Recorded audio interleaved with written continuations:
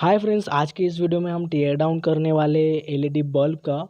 ये एक ऑर्कुस कंपनी का बल्ब है। नोएडा उत्तर प्रदेश में ये एलईडी बल्ब मैन्युफैक्चरर्स है। यहाँ पे Opti Glow 9 watt LED 220 240 volt AC 50 hertz made in India यहाँ पे लिखा है। लेकिन मैं आपको वीडियो के आगे बताऊंगा कि ये मेड इन इंडिया है या नहीं। तो मैं अभी इसका टीयर डाउन कर लेता हूँ। तो दोस्तों, थोड़ी मेहनत के बाद मैंने इसकी पूरी सर्किट है वो निकाल ली है। और यहाँ पे आप कुछ ब्रिज रेक्टिफायर आईसी और डायोड देख रहे होंगे और कुछ एसएमडी रजिस्टर यहाँ पे। तो कोई चिंता की बात नहीं दोस्तों, मैं सब कुछ ए टू जेड बताने वाला हूँ।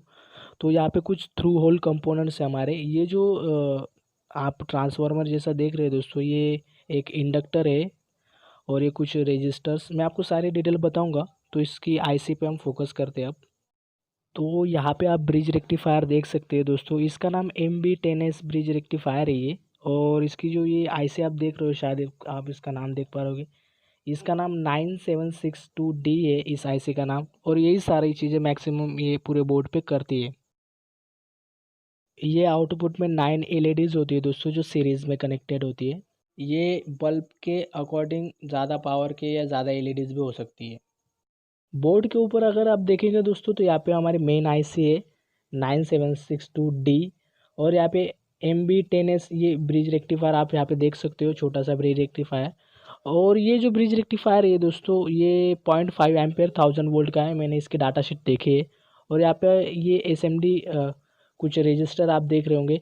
यहाँ पे एक वोल्टेज डिवाइडर नेटवर्क है दोस्तों, जो फीडबैक का काम करता है वो है यहाँ पे 4.7K और 270K का रजिस्टर यहाँ पे आप देख सकते हो सीरीज़ में। तो यहाँ पे 3.9 और 4.7 ओम्स का जो रजिस्टर देख रहे हो यहाँ पे। तो ये जो रजिस्टर है दोस्तों, ये पैरेलल में कनेक्टेड है। ये हमारे करंट सेंस के रजिस्टर है। और यहाँ पे 3 भी हो सकते हैं, जैसे कि आप यहाँ पे जगह देख रहे हो।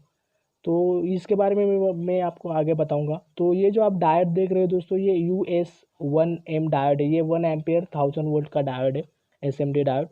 और यहाँ पे छोटा सा आप पिन आईसी के पिन नंबर 1 के पास SMD कैपेसिटर देख सकते हो। इसकी वैल्यू मैं श्योर नहीं हूँ, लेकिन ये 2 से लेकर 3 नैनोफैरेड का होता है।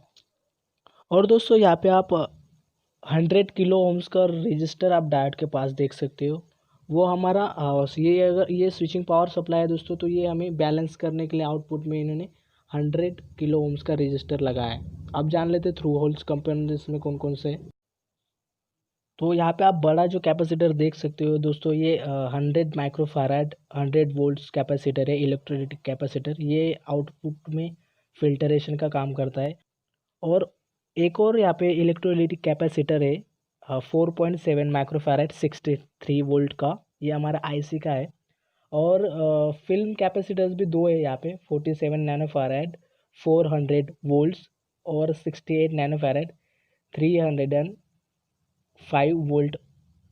और यहाँ पे एक एमओवी भी है ब्लू कलर के, आप जैसे देख पा रहे होगे। ये 100 नैनोफैराड की है, 220 वोल्ट एसी तक की। और ये मेटल ऑक्साइड वेरिएस्टर होता है। इसका भी मैं इंपॉर्टेंस बताऊंगा इस सर्किट में क्या है। ये 2 तरीके के काम करता है इस सर्किट में। और इस एमओवी का जो नंबर है, इसका जो कोड है 07D511K। अगर आप ये गूगल पे सर्च करोगे तो इसकी डाटा शीट आपका डाउनलोड हो जाएगा। और मैंने इसकी डाटा शीट में इसकी स्पेसिफिकेशन देखी है 100 नैनोफैराड 220 वोल्ट एसी की। और यहाँ पे 2 इंडक्टर आप देख सकते हो। एक है फेरिट इंडक्टर, जो हमारा पावर इंडक्टर है, पावर फिल्टरेशन के लिए यूज़ किया है यहाँ पे। और दूसरा है हमारा फेरिट कोड ट्रांसफार्मर इंडक्टर। ये ट्रांसफार्मर जैसे दिखता है, लेकिन ये ट्रांसफार्मर है नहीं। तो और यहाँ पे एक फ्यूजेबल रजिस्टर है 68 ओम का, 20% टॉलरेंस वाला।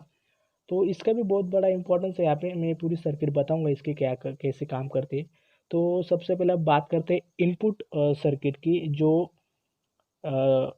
एसी मेंस यानी 220 वोल्ट एसी को डीसी में कैसे कन्वर्ट करती है।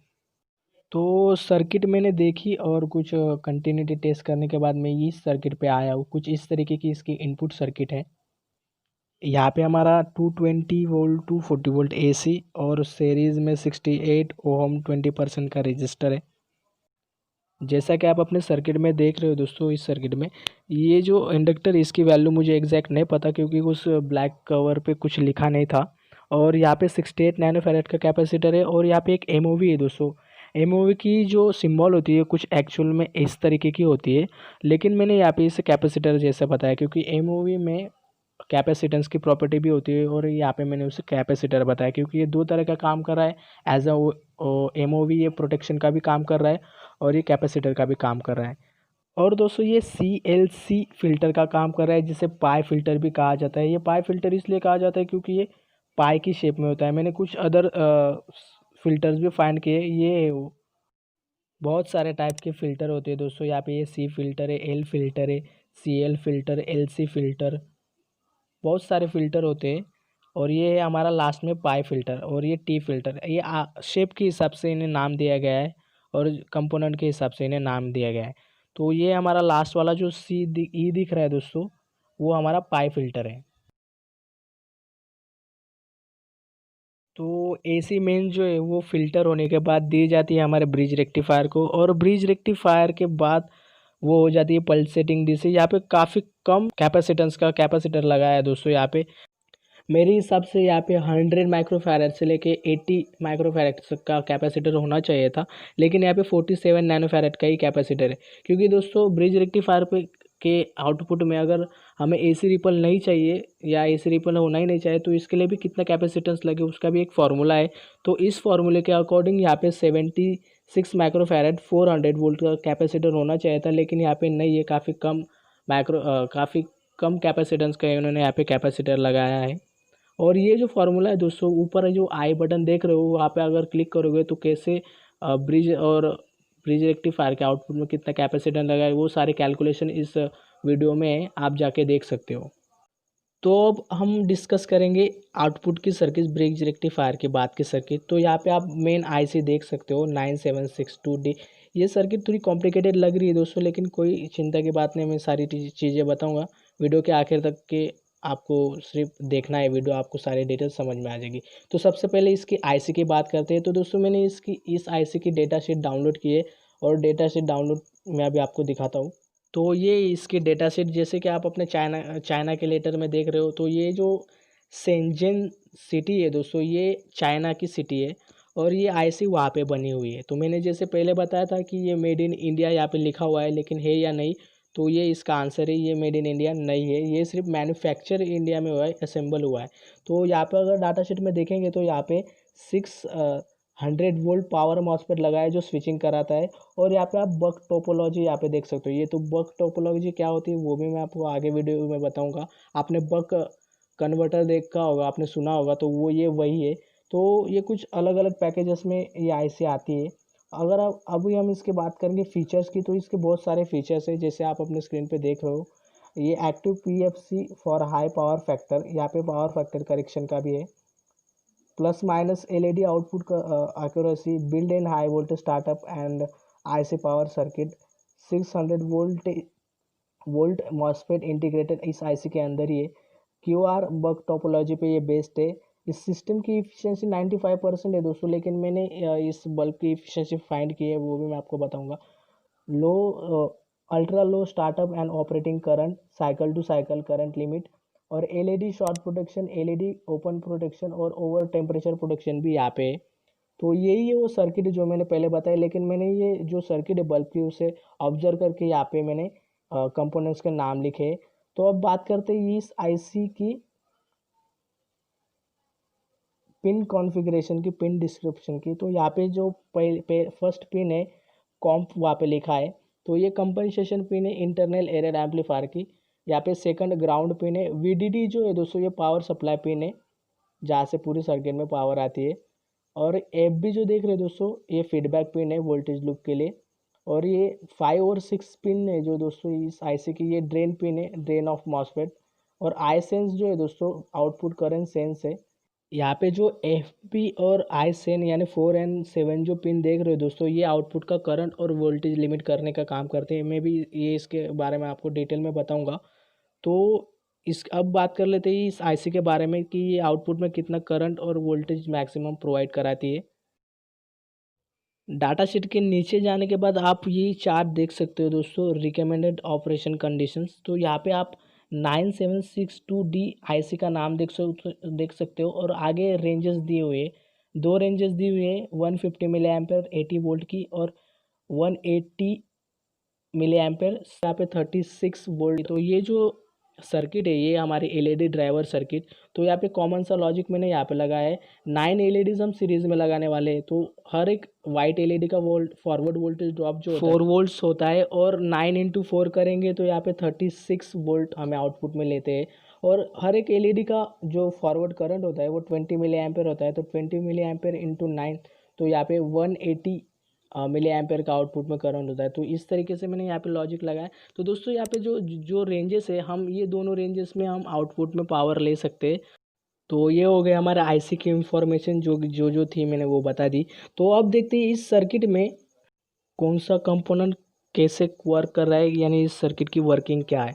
तो देखिए दोस्तों ये बक टोपोलॉजी पे बेस्ड है। ये जो हमारी आईसी ये हाई वोल्टेज जो मॉसफेट है इसके अंदर इंटीग्रेटेड, तो वो स्विचिंग करता है ये बक कन्वर्टर की स्क्रीन पे देख सकते हो। और यहाँ पे आप 47K और 270K ओम्स का जो यहाँ पे वोल्टेज डिवाइडर नेटवर्क देख सकते हो। और यहाँ पे जो 2.13 ओम्स का जो रजिस्टर है दोस्तों, जैसे कि मैंने पहले बताया था कि यहाँ पे दो पैरेलल में रजिस्टर है, तो उनकी अगर मैं कैलकुलेशन करूँ इक्विवेलेंट पैरेलल रेजिस्टेंस की, तो वहाँ पे 2.13 वोल्ट की मुझे वैल्यू आती है। लेकिन ये नियरली करेंगे तो ये 2 ओम्स का यहाँ पे रजिस्टर है।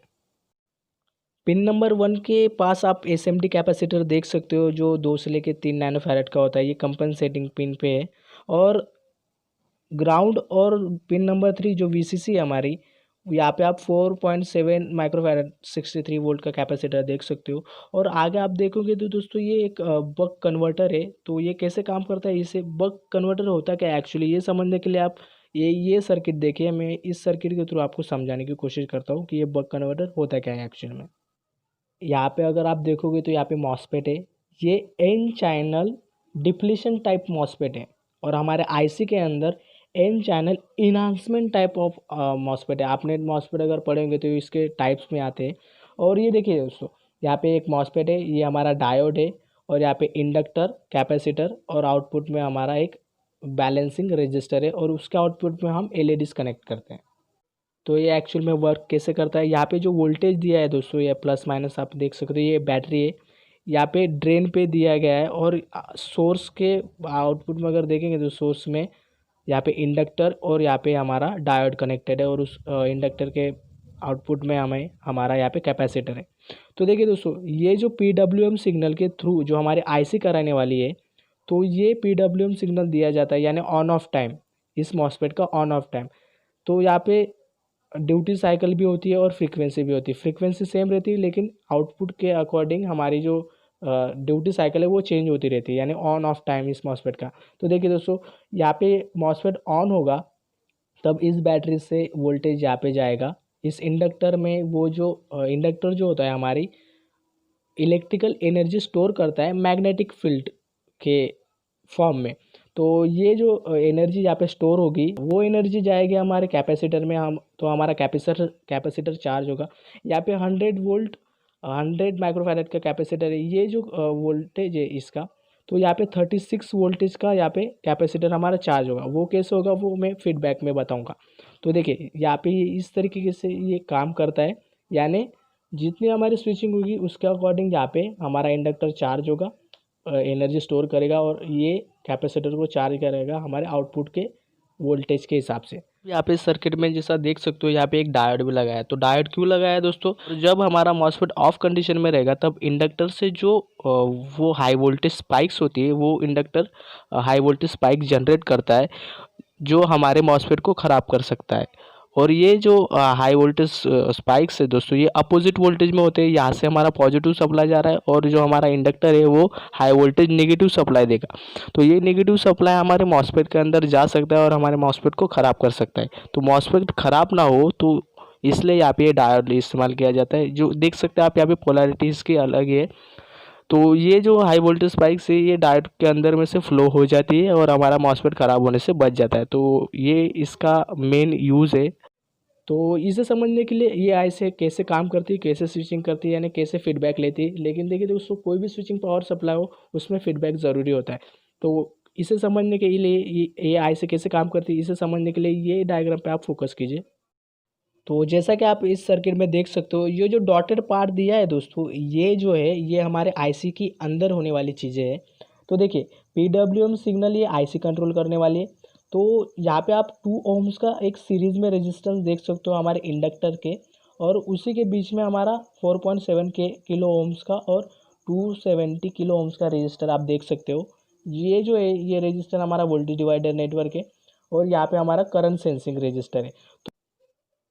तो यहाँ पे मैंने दोस्तों सोर्स पिन के पास इस रजिस्टर को कनेक्ट किया है, क्योंकि देखिए दोस्तों यहाँ पे अगर इस आईसी की फंक्शनल ब्लॉक डायग्राम में अगर आप देखोगे तो यहाँ पे सोर्स और ये जो आई सेंस पिन है ये एक दूसरे के साथ कनेक्टेड है। तो यहाँ पे मैंने इसलिए यहाँ पे दिखाया है। और ये जो करंट सेंस रजिस्टर होता है दोस्तों, ये काफ़ी कम रेजिस्टेंस का होता है, और इसकी वैटेज जो होती है वो थोड़ी ज़्यादा होती है, इसलिए हमें वैटेज बढ़ाने के लिए हम दो रजिस्टर पैरेलल में कनेक्ट करते हैं। और अगर आप देखेंगे दोस्तों यहाँ पे वोल्टेज डिवाइडर नेटवर्क, तो यहाँ पे फीडबैक का कैसे काम करता है। देखिए दोस्तों आईसी हमारी इस मॉसफेट को स्विचिंग कराएगी, और अगर हमारा जो लोड है 9 एलईडी जो हमारे सीरीज़ में, अगर वो ज़्यादा वोल्टेज कंज्यूम कर रहे, तो ये जो वोल्टेज डिवाइडर नेटवर्क है 270 किलो ओम्स और 4.7 किलो ओम का जो रजिस्टर है, तो यहाँ पे ये सीरीज़ में कनेक्टेड है हमारे 100 किलो ओम्स के रजिस्टर पे। तो यहाँ पे भी कुछ इसका इफ़ेक्ट पड़ेगा, और यहाँ पे इस 4.7 किलो ओम्स पे का जो रजिस्टर है, यहाँ पे हमारा जो है वोल्टेज का डिफरेंस आएगा, और वो फीडबैक जाएगा हमारे आईसी को, और वो आउटपुट में वोल्टेज मेंटेन करके रखेगी इस पीडब्ल्यूएम सिग्नल से, जो हमारे आईसी देने वाली है इस मॉसफेट को। तो कितनी स्विचिंग करानी है, कितना पीडब्ल्यूएम देना है, कितना ड्यूटी साइकिल एडजस्ट करना है हमारे आउटपुट में 36 वोल्ट मेंटेन करने के लिए, वो काम सारा ये आईसी करती है। तो यहाँ पे करंट सेंस की बात करेंगे, आई सेंस की, तो यहाँ पे जो रजिस्टर है वो यहाँ पे इंडक्टर के सीरीज़ में कनेक्टेड है। तो जितना यहाँ पे करंट ये हमारे एलईडीज कंज्यूम करेंगे, तो यहाँ पे 2 ओम्स के रजिस्टर के across by Ohm's law V equal to R I, तो यहाँ पे कुछ वोल्टेज क्रिएट होगा, और वो वोल्टेज दिया जाएगा आई सेंस पिन पे।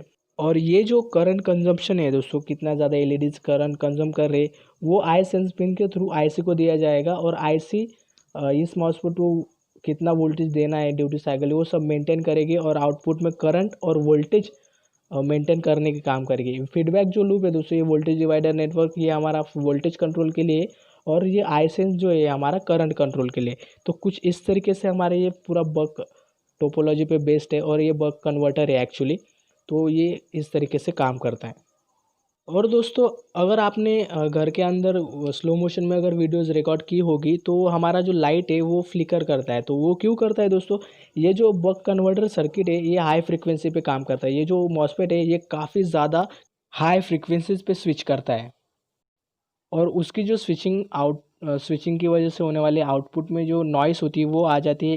इस कारण से वो जो बल्ब्स है हमारे एलईडी बल्ब्स वो फ्लिकर करते हैं। इफिशिएंसी कितनी है, तो ये सारे कैलकुलेशन परफॉर्म करने के बाद उसकी जो इफिशिएंसी है ओवरऑल इफिशिएंसी एलईडी बल्ब की वो 72% तक की है। जो हमारा आईसी में मेंशन किया था 95% है, लेकिन एक्चुअल सर्किट्स में ये 75 से लेके 85 के रेंज में होती है, यानी इससे ज़्यादा भी हो सकती है इफ़िशिएंसी, लेकिन इस बल्ब के केस में 72% है।